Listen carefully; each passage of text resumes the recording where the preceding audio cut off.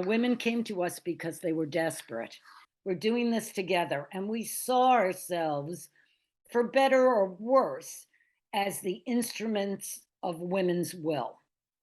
So it was the individual woman, and then we would be the instruments for her to be able to do what she felt she had to do.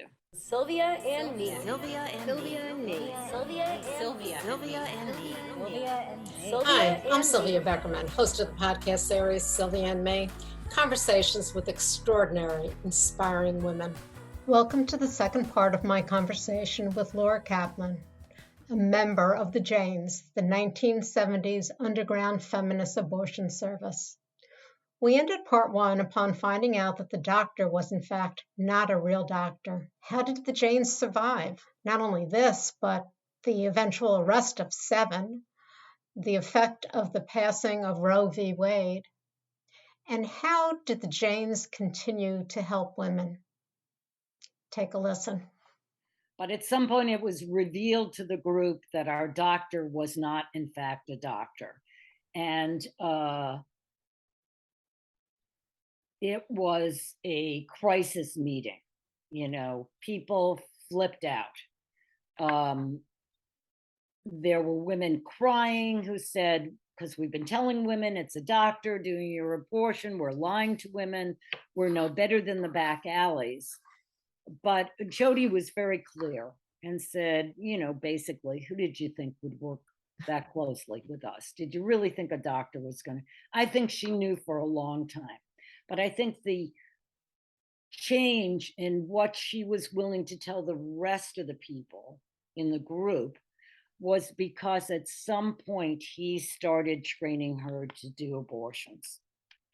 And I think she realized that for the group to accept that she, and by extension, all of us could do abortions, they would first have to accept that the guy we had relied on for over a year, who did brilliant work, was not a doctor. So people left the group, but the core stayed solid and new people joined. And at that point, Jody was learning to do the abortions herself. I joined at the point at which the transition from the guy to us was happening. I did not know when I joined the group that that was what was going on. Now, I joined through a friend's abortion, and he did her abortion. Okay. And you joined, as you said, you were 24, not 25, you were 24 in 1972. And Jane had actually, the formation had started in 1969. Right. So you joined in 1971. We're all in our 20s. Jody was in her late 20s, but we were all pretty much in our 20s. Maybe Ruth was 30, but the majority, and especially in the group I joined with, and we all came to a training session, were all around my age, maybe even a little younger. The youngest member, how old was Heather when she she was started? in her 20s. You have to remember, back then women got married and had well, that's what we were supposed to do in our 20s. Yes. She was a graduate student when she was pregnant. So she was in her probably mid-20s. It was a group of young women. Yes. Late 60s, early 70s, wanting to help other women and take control of what a woman could do with her body when it came to abortion. I mean, there were other rights, as you said, that, you know, some of them were going after, but abortion was a big issue, as we know today.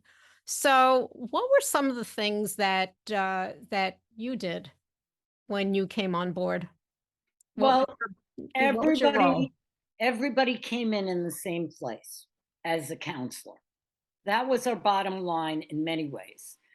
It was the bottom line in terms of that's what you started with, counseling, but it was also the bottom line of what was important to us. So everybody counseled, because that was the bedrock of all of our work.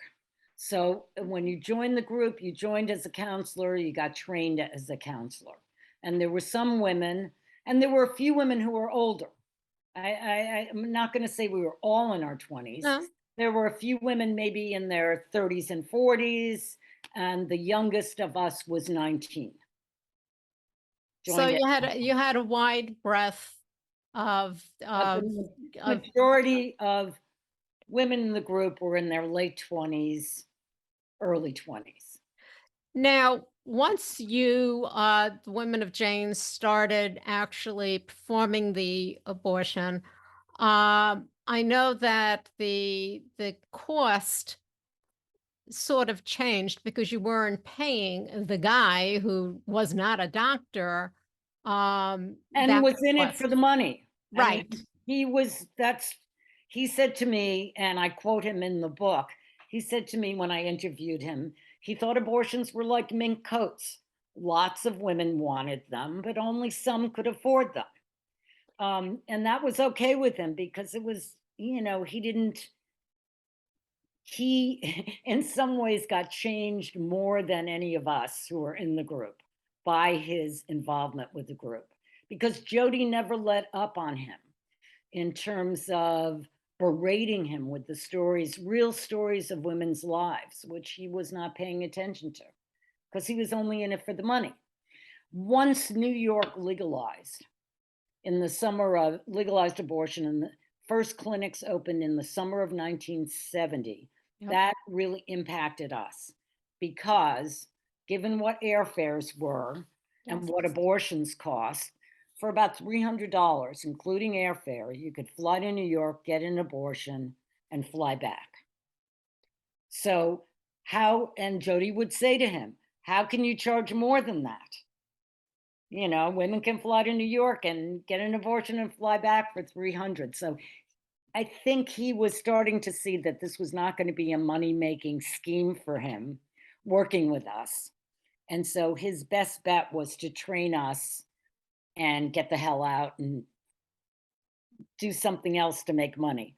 Now, we talked about money. We talked about, how an abortion was very expensive. Did you ever turn anyone away because they could not afford? Well, in the early days, one of the original members, the original members of the group, the 5 original members, split up the work. And one of those people, Susan Stone, who's no longer living either, took on the money raising. So we started out like abortion funds do today, raising money to help pay for people's abortions.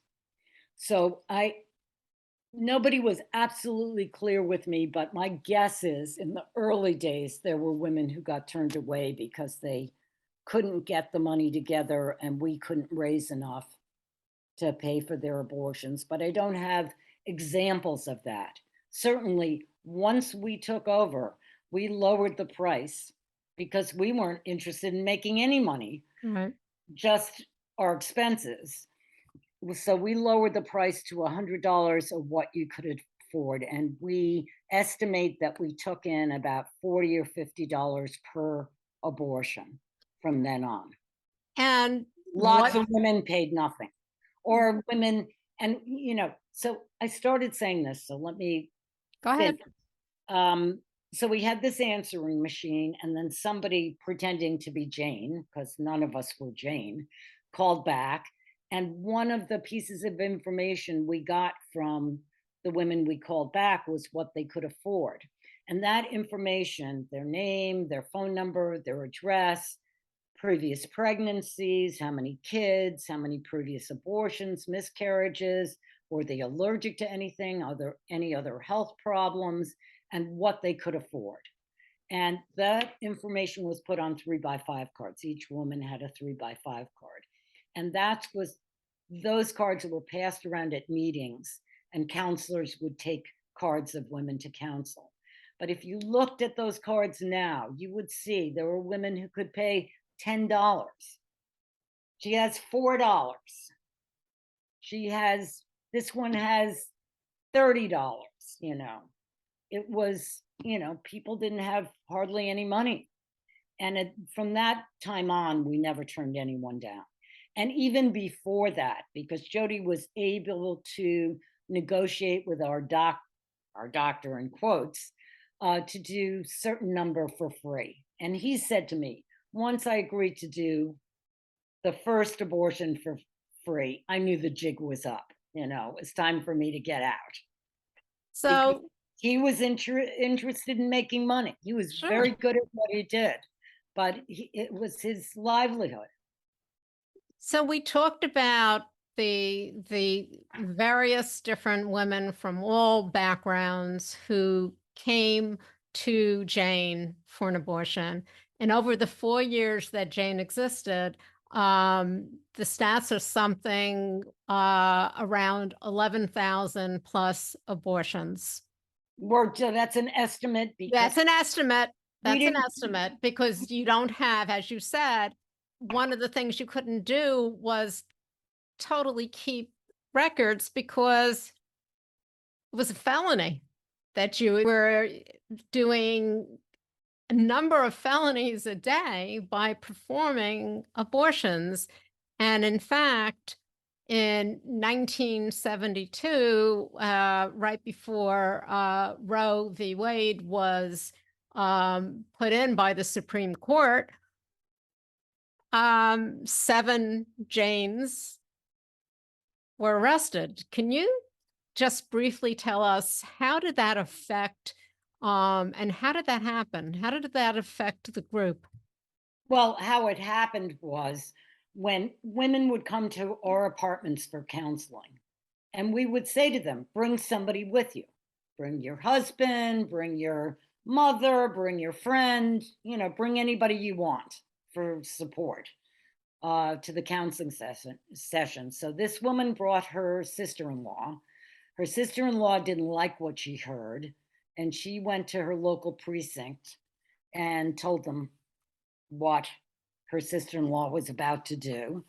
And so that day, and we normally worked out of our own apartments or our friends' apartments, but we occasionally rented an apartment. And that day we were using an apartment we had rented in a high rise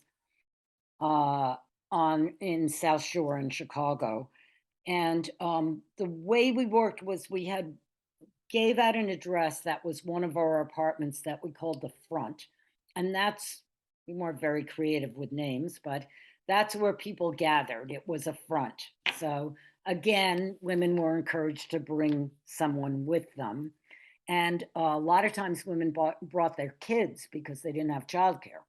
So we wound up doing childcare as well. And there would be food there, and the guys would be playing cards or watching sports on TV. We would counsel women from out of town who couldn't be counseled in advance there at the front. And then groups of about 5 women at a time would be picked up by a driver, one of us, and driven from the front to what we called the place, which was where we were doing abortions that day. And in this case, it was this high rise on South Shore. And the homicide detectives, followed the driver a few times, and then they barged in. And they were looking for the man and the money. Well, of course, there had to be a man. I mean, how could you be doing this if a man wasn't involved? Right. And there was no man and there was no money, basically. So they barged in and quickly determined who were the workers and who were the women there getting abortions. And then they went to the front and they busted the front as well. And they took everybody to the precinct. So it was kind of a zoo with kids running around and everything. And they quickly determined who were the members of the service of Jane. And those women were arrested and in lockup overnight and bailed out the next day. So Ruth, who was not arrested, came to the fore in terms of raising money for bail and and everything else we needed, because we had hundreds of women waiting for abortions every week.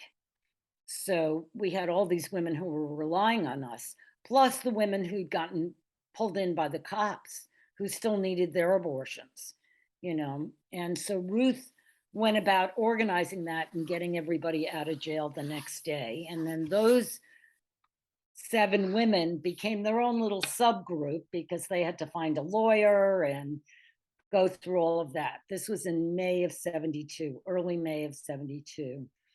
The effect on the group, as always, anytime this group was confronted with reality, because we were kind of living in this bubble, you know, a lot of people dropped out. You know, that got too real for them. But the core group held fast, as always, and remained strong. And in fact, other people then joined after we got busted, which I thought was incredibly brave of them, since they knew exactly what was likely to happen. We were able to get clinics because New York legalized in the summer of 1970, and DC was kind of in this no man's land where it wasn't legal and it wasn't illegal. So there were legal clinics operating. And there were clinics in New York and DC that agreed to provide free abortions for the women who were waiting for an abortion through Jane, if we could get them to DC and New York. And so we had this whole system of groups of women meeting at O'Hare Airport, and we had to buy airline tickets in some cases and getting women to New York and DC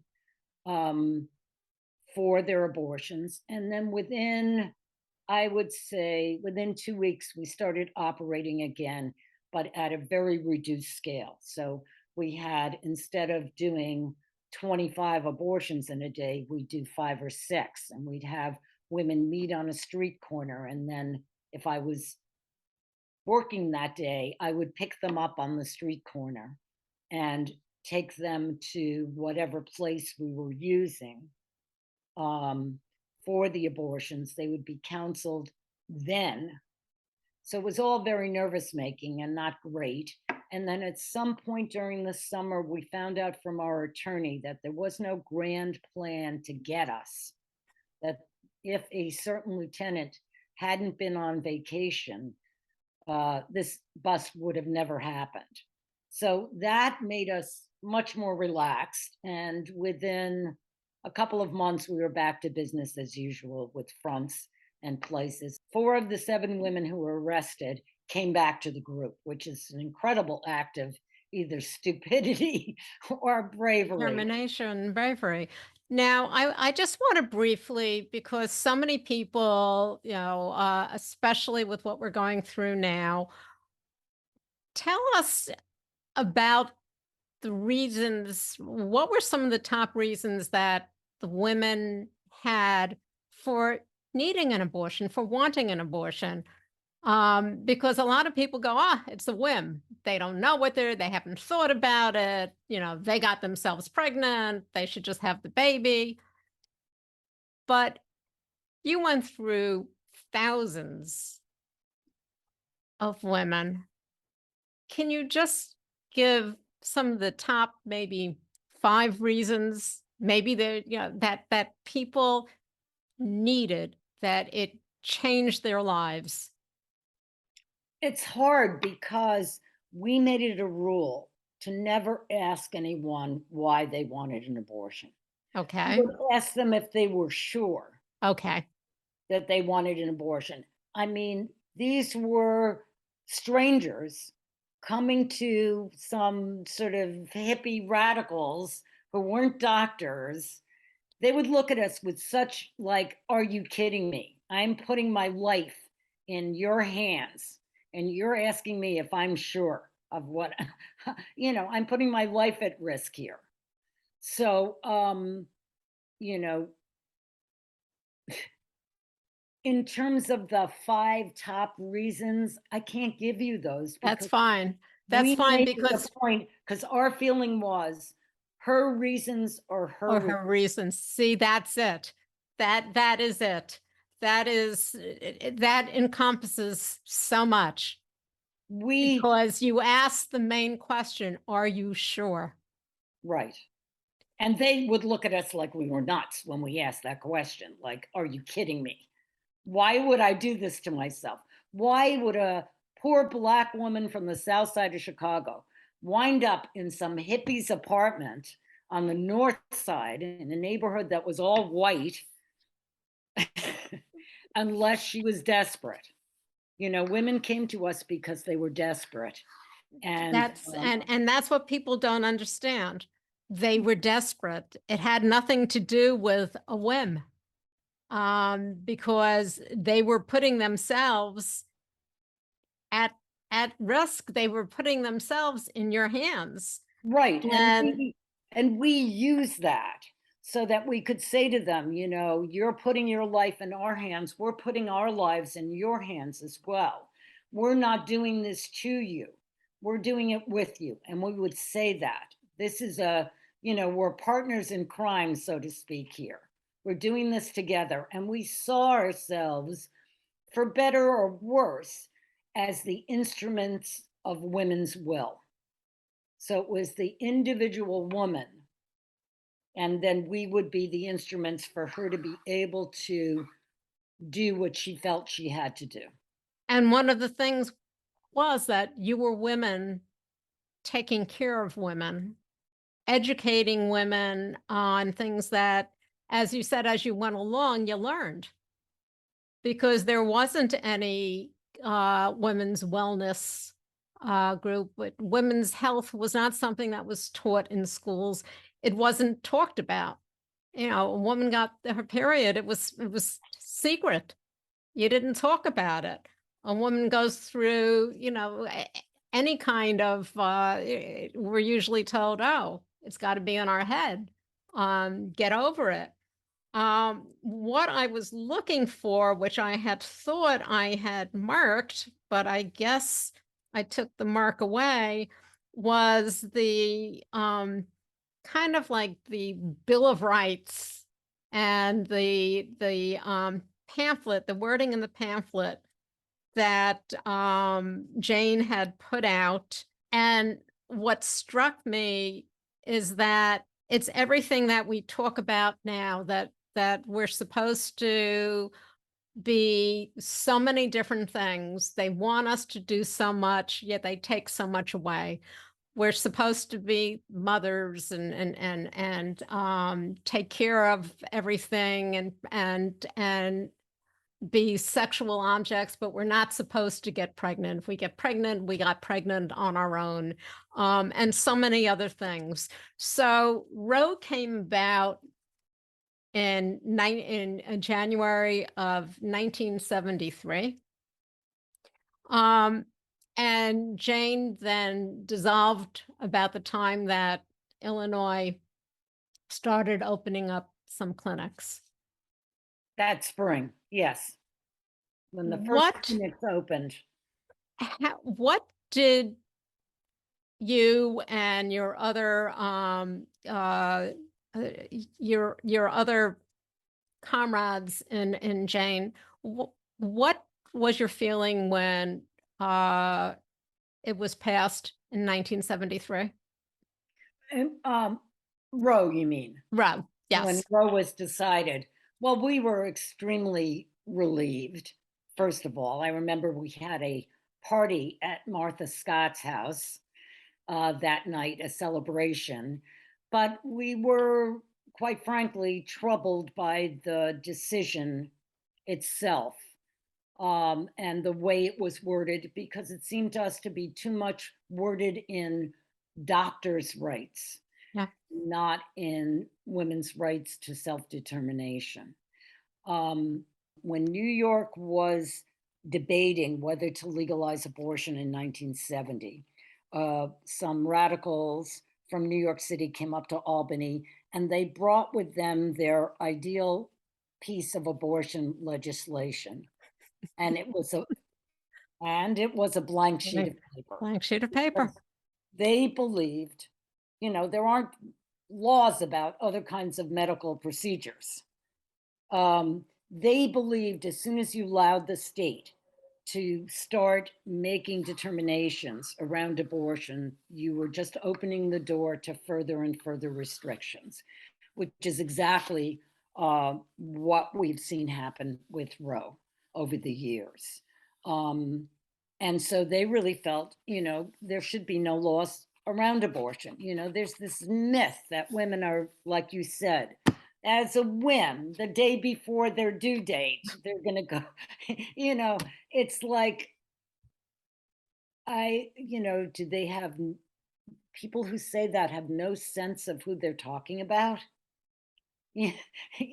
No sense of what ordinary people go through in making determinations.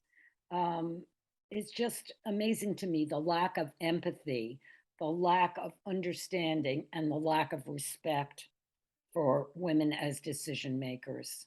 It's just, I find it unconscionable. Now, I have to say, when we were doing abortions, we were doing surgery, we were doing D&Cs. You were doing a medical procedure.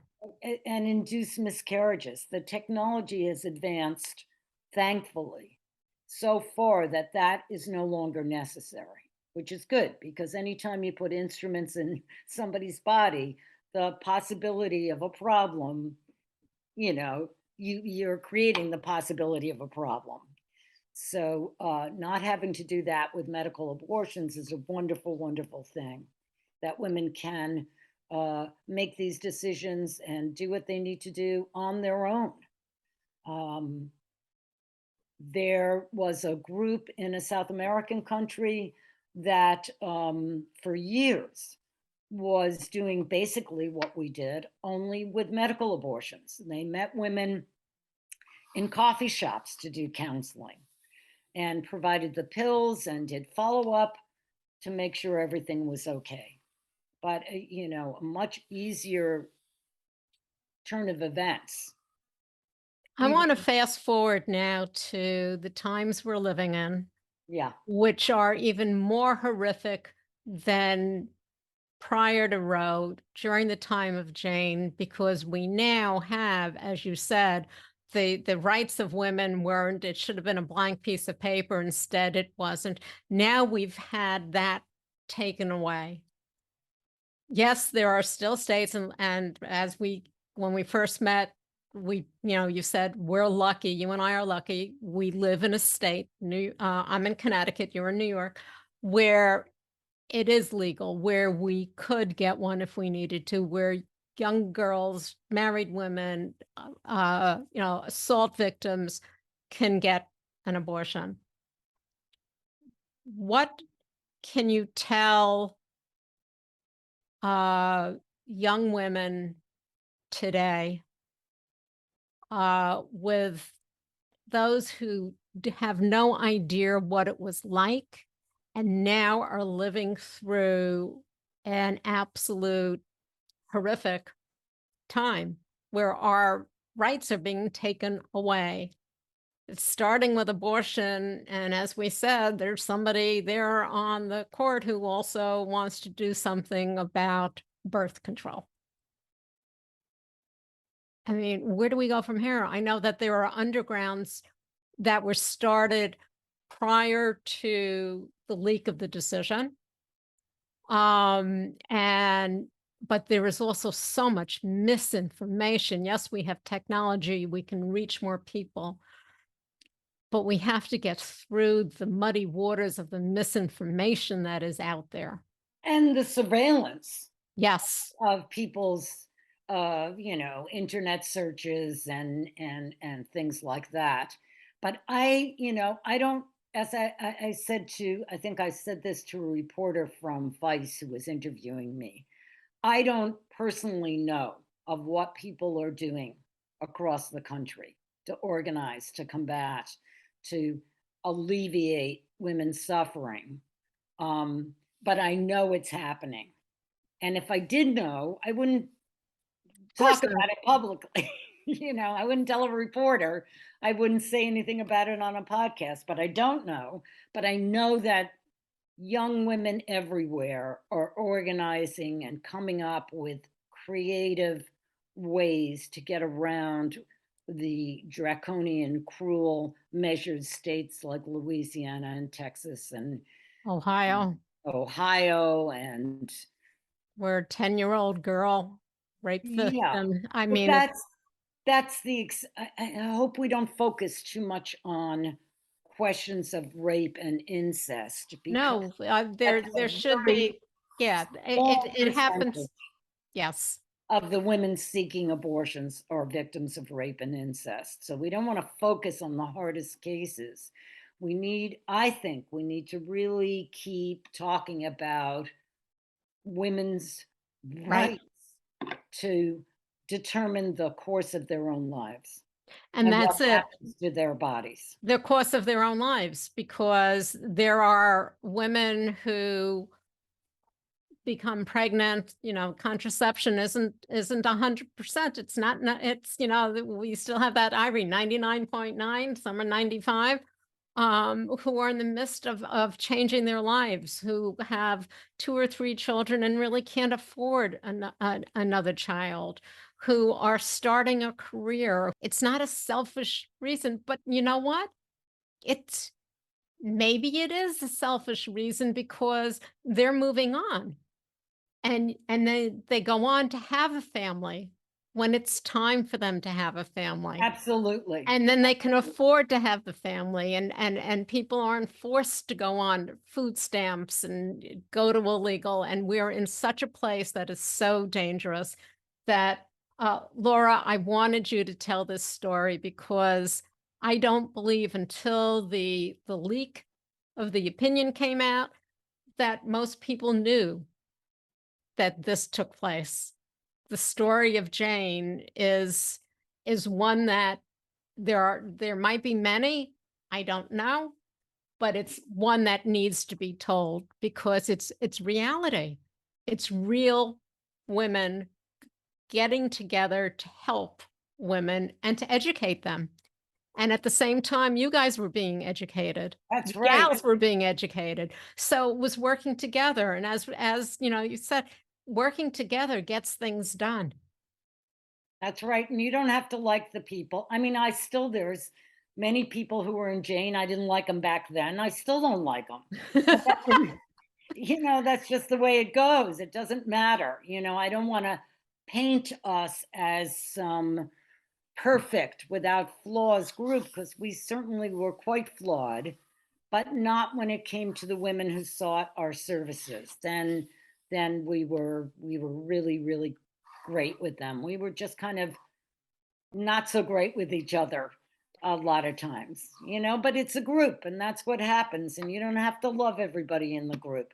You just have to be determined that, for those of us who gravitated to Jane, we all had the same sense if we wanted to do something concrete. That's it. We didn't want to have political discussion and, yada, yada, yada. We wanted to do something that would make a concrete difference in people's lives. And we found we were lucky, and I say this, my friend Alice's failed IUD was the luckiest break for me because that's how I got to find my way to Jane. And it definitely changed my life. Laura, thank you so much. This is such an important time for women and the men who support, because there are men out there who are supporting women. So I do not want to negate that. No, there were a lot of supportive men who were husbands and boyfriends of the women in Jane who were just great. There were some who were assholes, but there were the There's majority always some in the bunch. Yeah, the majority were great, very supportive and helpful as much as they could be. If So you had one piece of advice to give to women today, what would that be? don't feel hopeless. Don't think because of this Supreme Court decision that you have no agencies. That's what those in power would like you to feel. So don't feel that way because you have a lot more power, not individually, but working together. And you don't have to see yourself as a hero or superwoman or that's all garbage. Those aren't the people. It's all of us working together that can make a difference. And we each need to find the way in which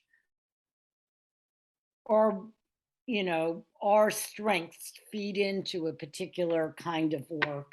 So there's all different kinds. Some people may think what I really need to do is help elect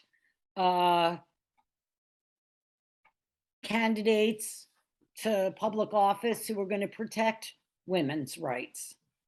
And that's a fine thing. That's an important thing to do too. And there are other people who say, I want to do something right today. And I always like to point people to the National Network of Abortion Funds. They're a great organization, and most of the abortion funds, because that's how we started, basically, as an abortion fund, although there wasn't a name for it.